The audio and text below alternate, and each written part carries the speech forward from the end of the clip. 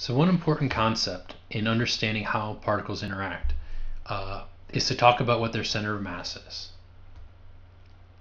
Now, what is the center of mass? Center of mass is basically the average position of the entire system.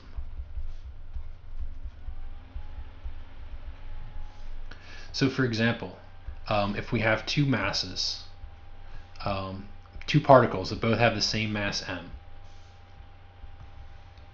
and they're separated by some distance d,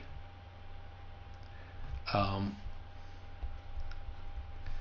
if we look at a point that's halfway between them, in the center, we would call this the center of mass. Similarly, what if we take two particles? Well, what if we take a large number of particles? And so we make a circle and we say that these particles are all at opposite points on the circle. So we have kind of, like this ring.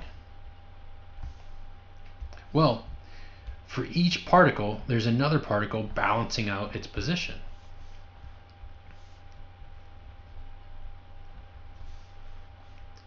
So because of that, we notice that the center of mass for this system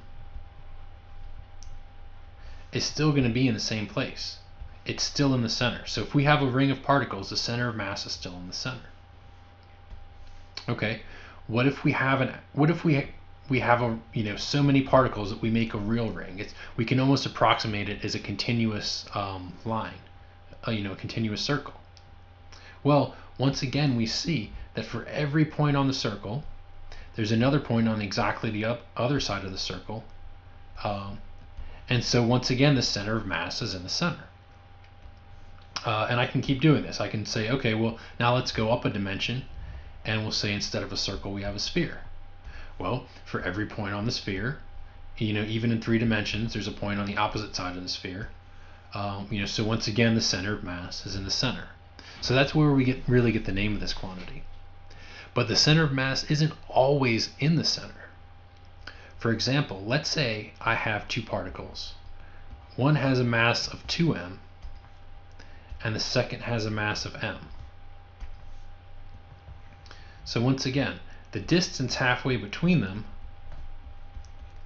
would be some distance d over 2. But the center of mass, we'll see, you can kind of intuitively guess, since this is a heavier mass, the center of mass is going to be closer to the larger mass. So it's not actually in the center, which is why we said that it's actually the average position of the masses. So imagine if we took these two masses, add their mass together to be a mass of 3 times the smaller mass, and put the whole thing at the center of mass. That's what we're going to be talking about doing. So the next video is actually going to be kind of an aside, just reminding you how you can calculate an average. And then after that, we're going to look at how we would actually calculate the center of mass for some non-symmetric systems.